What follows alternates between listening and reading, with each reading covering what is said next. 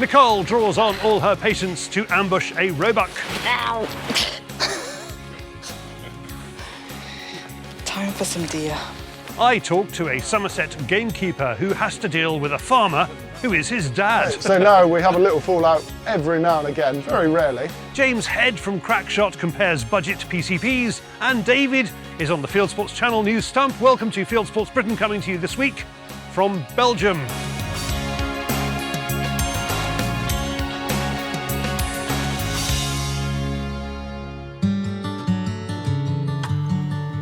Nicole Moore is after a Roebuck in Derbyshire on a recent permission. The first spot she checks out doesn't look promising. There's so many tracks, but they also don't look that recently used, so I think I'll forget about this one for tonight. But keep an eye over it. Coming up to summer, you never know. No, we'll head on to the next place for tonight. She moves on to a spot where the farmer has been complaining he has seen deer recently. Hope you're not filming my double chins. Can't see it behind that colour, you're all right.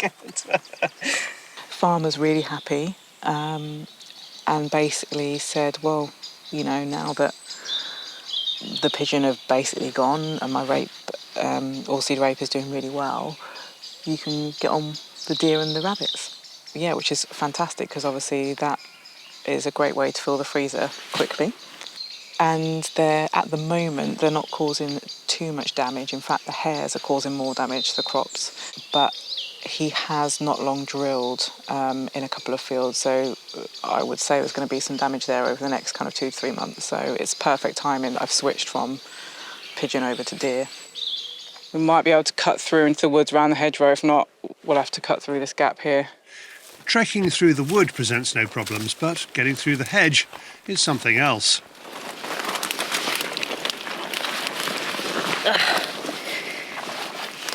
Ow!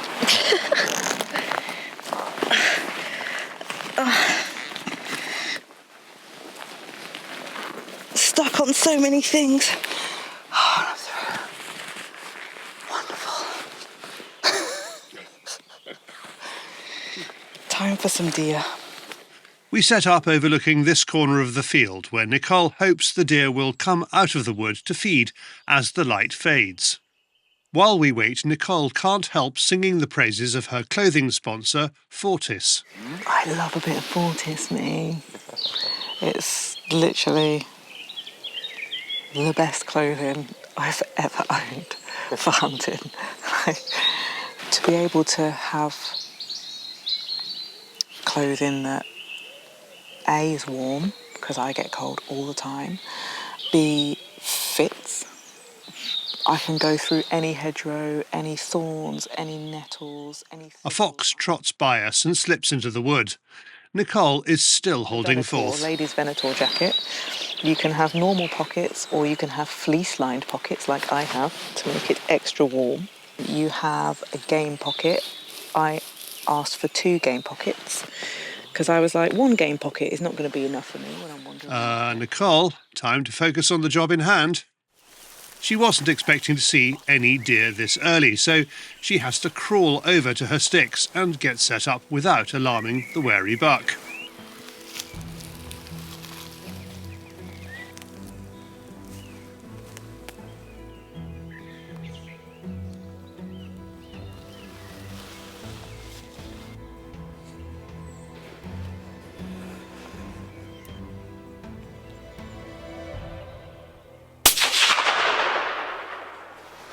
That is the epitome of patience as a virtue. That is like, I'm so happy. That is the perfect evening. I wouldn't call it a stalk. So this is the first time actually that I have sat for longer than 20 minutes, half an hour, and just waited. But it was perfect, exactly how I want it to go. I want an animal to not know what's going on. He was enjoying his dinner. Perfect, no stress for the animal, no stress for me, which makes it an easier shot to take, and an instant kill. So time for getting messy. Yeah, there is that. Yeah. You can follow Nicole on Instagram at shootinggirlwithanafro.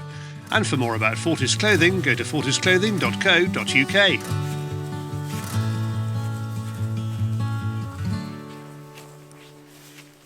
Thanks, Nicole. And one thing Nicole could do is take the new deer qualification, the PDS1. It's £395, it's online only, and it gives you the same qualification as a DSC1, but with the advantage of being Lantra approved. If you want to take part, you can enrol via our shop. There's a link below. Now, what's in this week's Fieldsports Extra? My chauffeur, a deer meets a squirrel, and a gamekeeper speaks out. So far, so good. This week's Fieldsports Extra prize draw is for £90 worth of duck and goose calls and a lanyard from online shop tidepool.co.uk. Kevin Wilcox from Tidepool explains them. But Ghana are the biggest call makers by volume of calls sold in the world. They make excellent calls. This particular one's an acrylic body with a polycarbonate insert. Sounds really nice.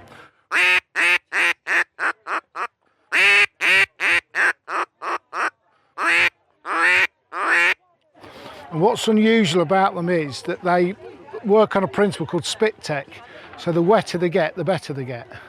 So you can literally drop them in a bucket of water, give them a shake, and they'll work virtually straight afterwards. So we've got a 6-in-1 whistle, which is an excellent call for calling teal, pintail, and widgeon, and you can also do the Drake Mallard whistle on that one as well. We've got a really good quality short reed Canada call. Excellent bit of kit. Thanks, Kevin. Find out how to enter the draw in Fieldsports Extra, the exclusive behind-the-scenes show for members that goes out to them on Tuesday nights. Link to membership below, now with insurance and with Layla from the Field Sports Advice Bureau, FAB. Need inspiration for a Father's Day present this year? Give the gift of Field Sports membership. It's the gift that gives when the police take away.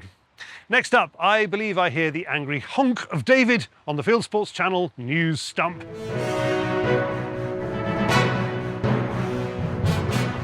This is Fieldsports Channel News.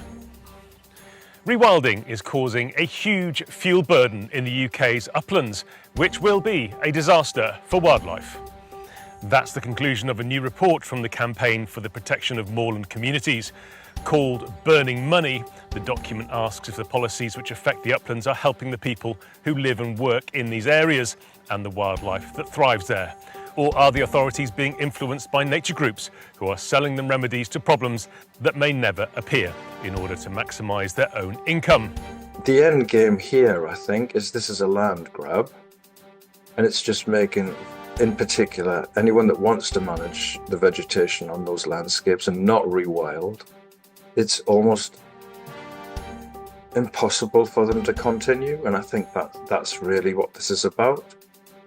Meanwhile, a group of scientists angered by the controlled burning on Peak District grouse moors have brought out a damning report. In a project called Fire Up, a research team from the University of Sheffield set up a pilot system for the 2024 burn season, combining satellite data and 10 ground-based sensors in part of the Peak District National Park. They logged air quality impacts of prescribed burning. In a massive climb down by Scotland's nature agency Nature Scott, farmers in Orkney can now shoot ravens. The rule change will come too late for this year's lambs. However, Nature Scott is drawing up new powers for Orcadian farmers to shoot young ravens following a spate of attacks on livestock. Meanwhile, an MSP has spoken up against the Scottish Government's refusal to allow the shooting of gulls. Nature Scott says that gulls across the Highlands are not posing a risk to public health or safety. Douglas Ross, MSP, says that is rubbish. He calls on the Scottish Government to allow local communities to control gulls. Nature Scott do not respect the views of local people and businesses. They ignore the views of local people and businesses. And on Monday, I received a response to a Freedom of Information request asking for the most common reason that licence applications for gull management are refused. And Nature Scott say it is because the applicant doesn't demonstrate that gulls are posing a risk to public health or safety. That is utter rubbish, because I know the people who are putting in these applications and they are at the end of their tether. Do you need a new chiller for your deer carcasses? Well, you might be able to get a grant. DEFRA has opened applications for this year's Farming Equipment and Technology Fund.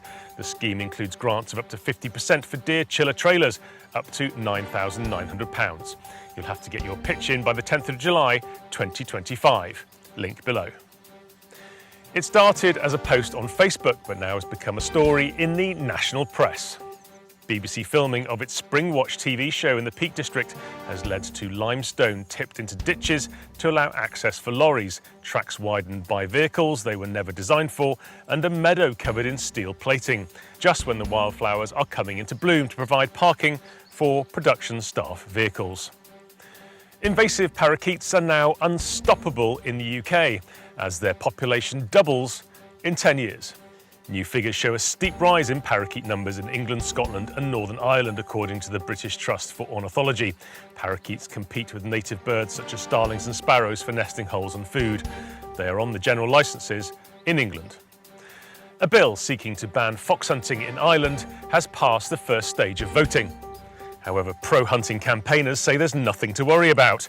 People Before Profit Solidarity TD Ruth Coppinger introduced the bill to amend the Animal Health and Welfare Act 2013.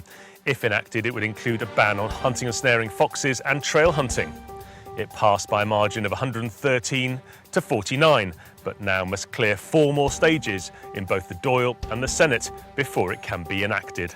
My understanding of it is that the system there to enable democracy to be seen to flourish and to enable TDs or MPs to have the ability to bring a bill forward to the first reading always goes through. So it's their right to bring a bill under a democracy forward. So it's gone through to the first reading, which doesn't have any reflection on the outcome. And the assurance that we've been given is that the government will reject or vote against that bill further down the line. The government of New South Wales in Australia could be about to put a bounty on every feral animal killed. New South Wales Premier Chris Minns floated the idea of a $20 Australian payout as a potential solution to the state's feral animal problem. Invasive species such as pigs, cats, dogs and rabbits cost farmers millions of dollars in damage each year. Thanks to Richard Walton for the story. Kazakhstan says it will authorise the hunting of saiga antelopes. The once endangered species is now so numerous it is threatening crops in the Central Asian country. And finally, a viewer has sent in videos of a badger raiding his larsen trap. The footage shows the badger making every effort to break into the cage, which was near Spilsby in Lincolnshire. The camera did not capture the moment it succeeded.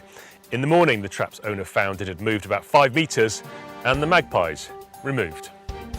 You are now up to date with Fieldsports Channel News. Stalking the stories, fishing for facts.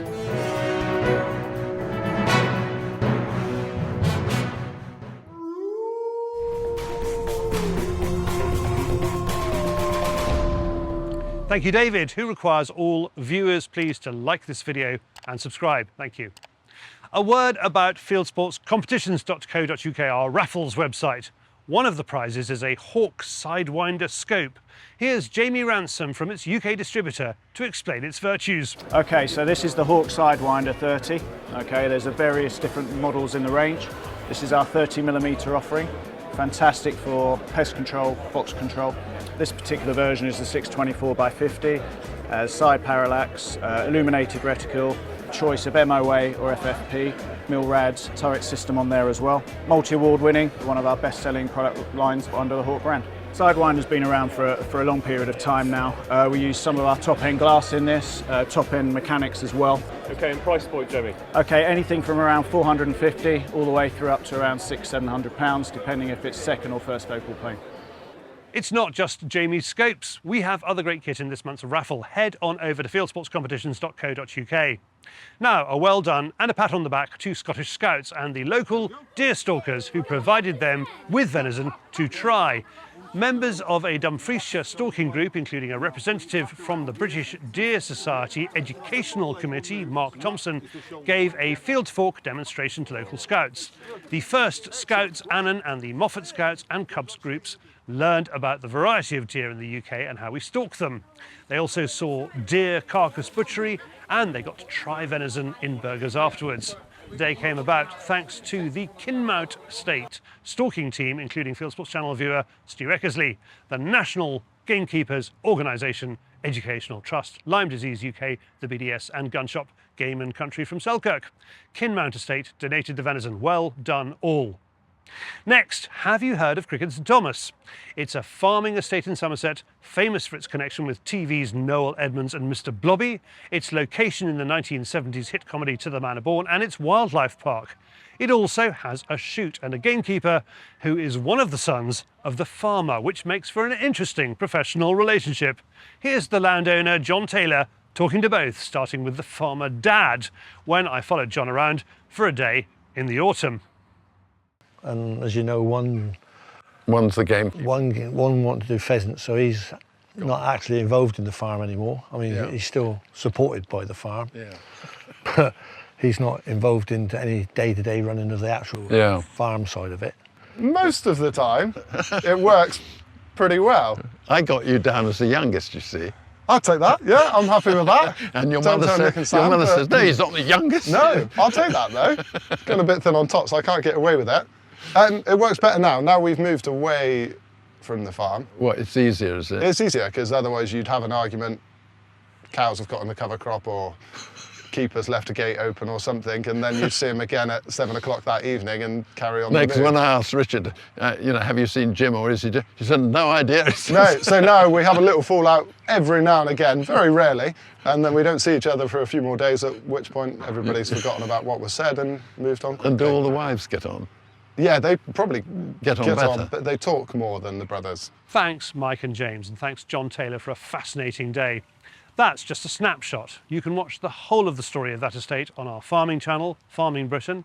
It's a half-hour film, link below. More family news, and it was a reflective day at the Oxford Gun Company this week, where doyens of the gun trade Doug and Shirley Florence Memorial took place. Doug and Shirley owned and ran the thriving Oxford Gun Company shooting ground and gun shop. The couple competed together at international sporting shoots in the 1970s and set up the London Gun Company before moving to Oxfordshire in 1988, where they introduced thousands of people to shooting through their have-a-go days. The day marked the end of an era and the beginning of a new one, as their son and daughter, David and Nikki, took the reins of the business. We wish them all the best. Next up, another James. It's James Head from Devon and online airgun shop Crackshot, who has a couple of budget PCPs to compare.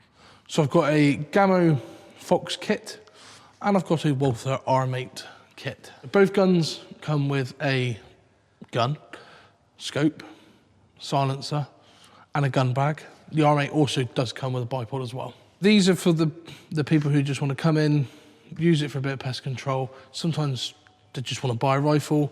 They don't want the hassle of having to think about what scope or what they want to put on it. So when I walk in, I want that one. Take it away again and not cost them the earth. The price point on these is a massive factor why I've got them here now with me and we're showing them off. And also, they're probably one of the most, or two of the most popular options that we sell here. This is the Gamo Phox. So it's a 10-shot PCP air rifle. We have got a gauge at the front of the gun, bolt action, as I said, a little 3-9x40 scope. We've got a silencer, and obviously it comes with a bag and the pump. So you get all of that for £630. So it's a cracking little setup for, say, somebody who wants to do a little bit of pigeon shooting or pest control, or someone who just wants to have a bit of fun with an air rifle in the garden. The R8, I would say, suits to someone who wants to have a few more shots just with the bottle size. This is actually available in a carbine length as well. As you can see, it's very, very long. But it is available in a carbine length, but you do dramatically lose out on your shot count. But again, very similar spec scope, 3-9x40. Silencer. This one just comes with a bipod, but still comes with a pump. So these are just a kit that we can do at the moment, whereas the Phox is a kit all the time. That's just how it comes. You could probably put this against some of the £1,200 rifles I've got downstairs, and they'd still perform in a very, very similar way. The barrel is the biggest factor on an air rifle.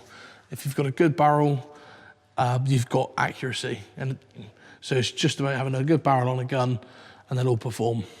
For more from Crackshot, visit crackshot.uk. Thanks, James, and that's it for this week. If you haven't done so already, please visit our website, fieldsportschannel.tv, where you can click like us on Facebook and on Instagram. You can follow us on X and TikTok. You can subscribe to us on YouTube or pop your email address into our weekly newsletter box and we'll contact you about this show. Fieldsports Britain, it's out 7 p.m. UK time every Wednesday, and this has been Fieldsports Britain. Good hunting, good shooting, good fishing, and goodbye.